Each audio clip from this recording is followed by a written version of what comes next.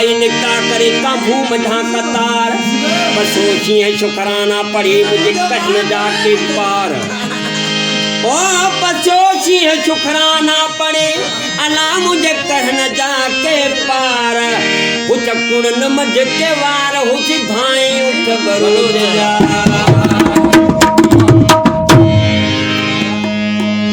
किसो कंदा कम घणो भरी यार बुधा बुधा तू बाहर कट दे मां रे यार राजी न हो जाएगा खुलेगा खुलेगा हर किसे के मुंह वनी अधमा शुरू कयो मुके छुरवा दगा ता छजो ही कोने हल रिवाज कर दी अल्लाह उस्ताद अगर मुआर छुरवा बना अधमा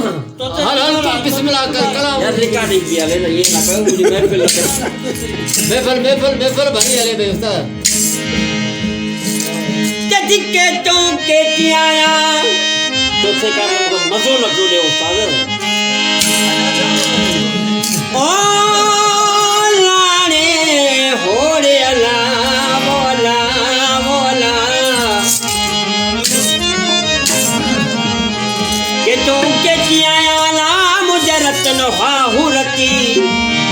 पर आर्य जे औलाद में मुझे पुनल हिक पति केर छड़ी पुनल जो या जान बजी कजुती छड़े बससी सुन में अलाया आधी दई तो थी बेनगा बलोच चाला लोले कान लिकी न तो जी लजूस वठी वजना न हाणे इते ससली गा दे बेनगा चान कदी बेनगा बलोच चाला लोले कान लिकी ओ सुरन जी बसुती मुके दैया देर दुहागने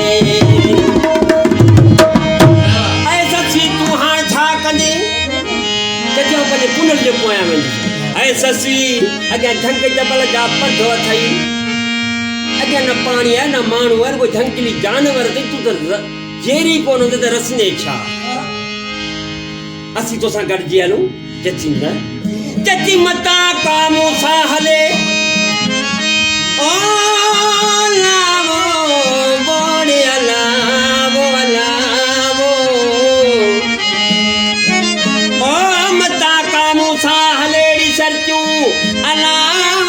जबल में लगे पई दुख जिते पानी नाहे पद गणू जो राओ रुकी रुक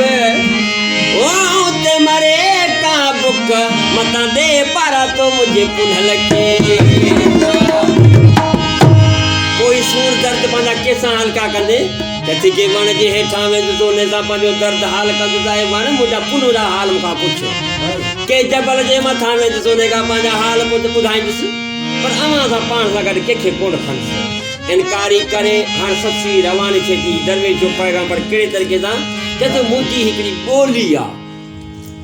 ॿोली आहे ऐं इंसान तूं कहिड़ी ॿोली करे आयो हाणे दरवेश पैगाम में ॿुधाए चए थो मुंहिंजी बानप जी आहे ॿोली अलाह मुंहिंजी मतलब हाय बानप जी आहे ॿोली